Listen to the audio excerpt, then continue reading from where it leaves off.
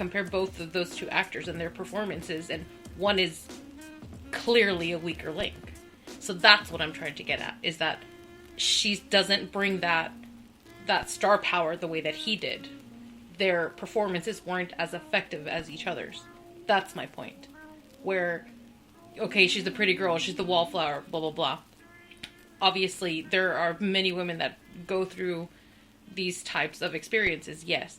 However, within just like a couple days, she's like gonna fucking walk out with her fucking cornet and be like, I got these fucking goods.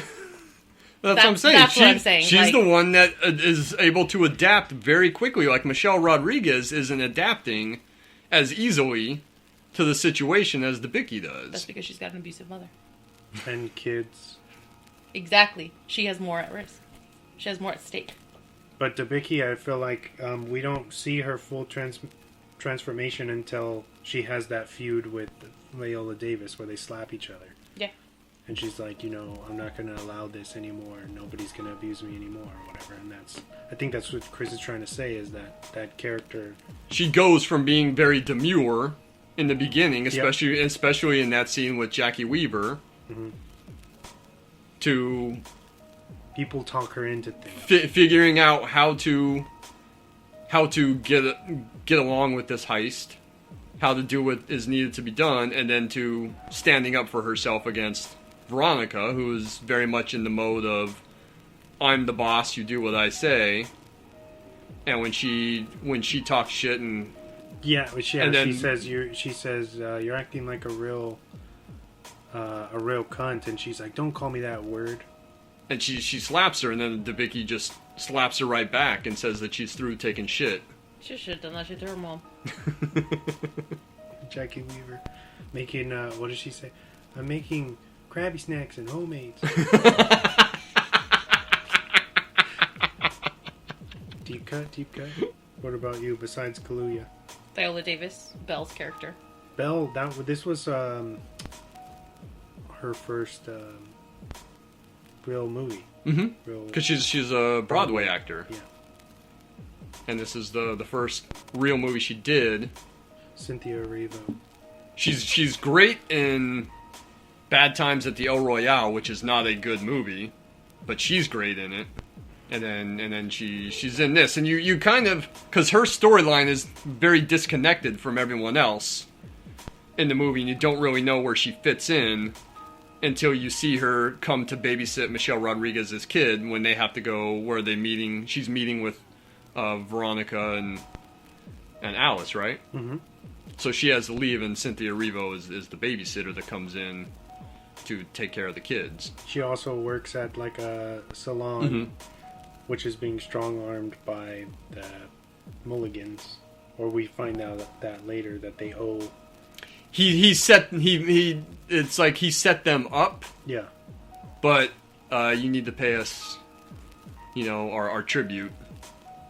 The kickbacks. Yeah. Right? That's what they call them? Yeah. Which is essentially what the girls are going to steal $5 million because they won't be able to say it's been stolen because they're not supposed to have that money in the first place. It's ill-gotten gains. Yeah.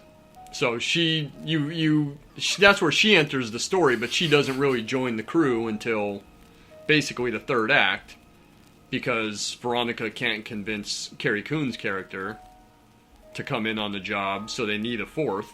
Because she has a newborn, right? She kind of leaves her alone, okay, whatever. And Veronica's driver, Bash, who's played by Garrett Dillahunt, gets murdered by Kaluuya and his crew. Off screen. But it's still crazy. Yeah.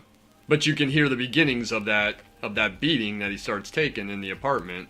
And then Kaluuya turns up the TV really loud so that you can't hear it. Give him a 2-piece. No, 2-piece spicy. No biscuit. But because Bash is killed, they need a driver. And then that's where Michelle Rodriguez brings Erivo in. She doesn't drive, but she says, hey, can you drive? And then they bring her in, and there's that great scene where they're in the warehouse, and Veronica's like, who the fuck is this, and why did you bring her here? But she's like not really talking to her Yeah, directly. she's talking to Alice and Linda, but not really talking to Belle. And then Belle says, "Hey, I'm right here. You can talk to me." I'm nudging you because you aren't speaking. Because I'm listening to you. I'm hijacking the show. I know. But this is your show. What? That's not my show. I'm sitting in It's on a it. It's your show. I told I'm you. I sitting think in it was on Belle. I think she was badass. She is badass. And I like her, how they accentuate like her being a jogger. And how that comes into play at the end with where she's like scoping out everything. And she's like a huge help to them. Where she figures out all the surveillance camera and everything. I feel like everything, the success of the heist is largely because of Belle. She's the one that creates the diversion that gets the other three inside. The Not flares. the wallflower. Jesus Christ, that's my point. But she's on the crew, the inside crew. I noticed they never really tie up what happened with Jamal, because we know they kill his brother because he had been tailing Veronica the whole time and was just going to steal all the money for himself. Yeah, they pull off the heist. They didn't expect. It's the maid that throws them off. Oh yeah. And then Duvall comes out of the panic room, ends up shooting Alice and wounding her, and then Linda kills.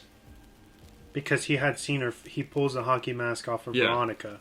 So then he knows who she is because she had talked to him earlier in the film. The identity was compromised, so they had no choice but to kill him.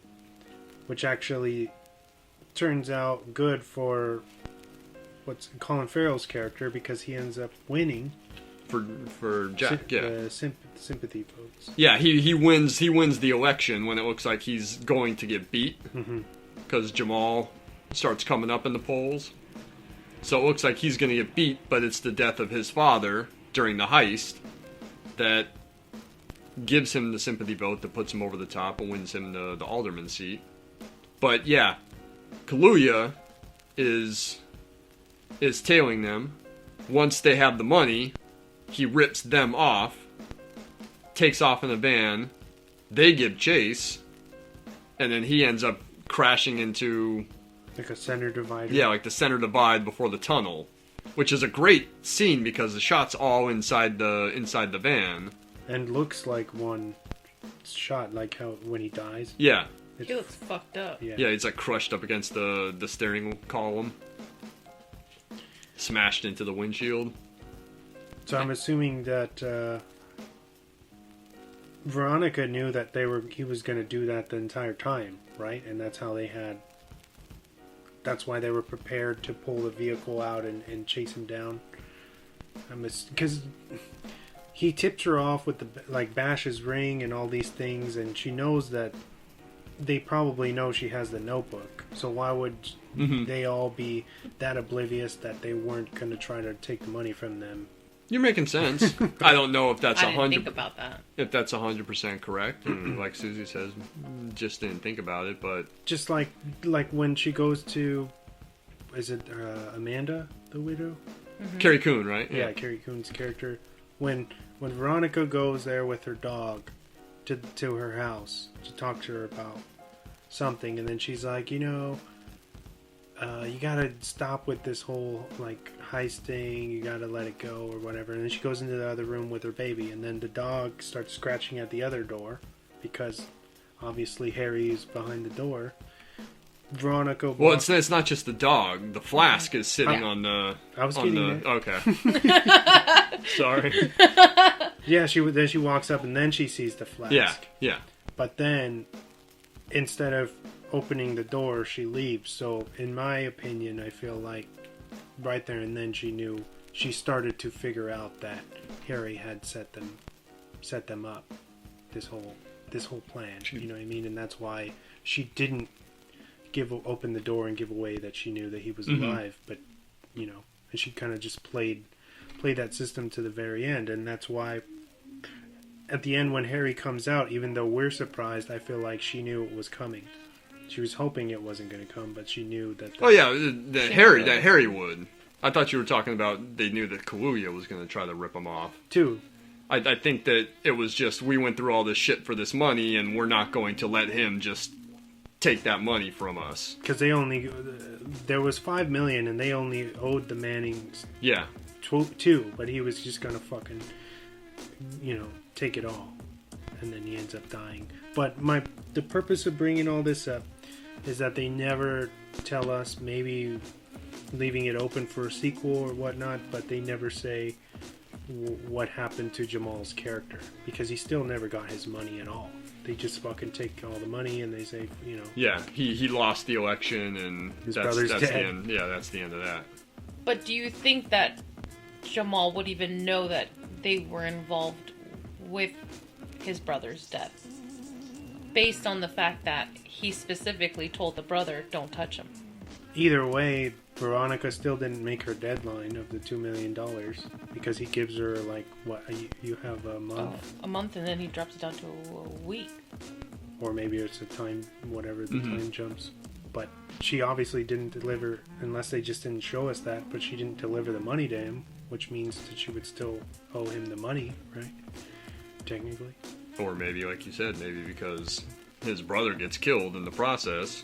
I find it very hard to believe that he wouldn't have told Jamal what he was up to. I find it hard to believe that they wouldn't know each part of that plan when they come out and they see Arrivos just sitting there. And then he has, the camera just kind of, moves and you see him holding the gun, to her head. Yeah. That's what I was talking about earlier when I said, his last scene is really menacing and he has, no dialogue in it whatsoever. It's just, you see him and you know what he's up to. And he's always just listening to that, talk radio. Mm-hmm. Let's talk about what the big twist is. Oh, yeah. In the film, and that's that Liam Neeson's character, Veronica's husband, who's supposed to have died in the heist at the beginning, is not dead. As you said, when Veronica goes to visit Amanda, the dog and the flask tip her off that Harry is still alive. Yep.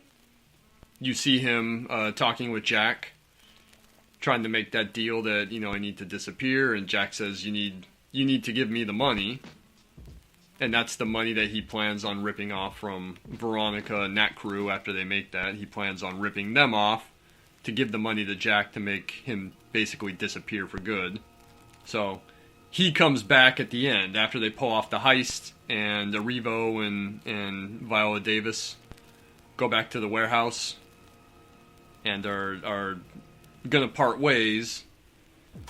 Viola Davis is hauling in the money, and then Harry shows up, and they have an argument and a confrontation.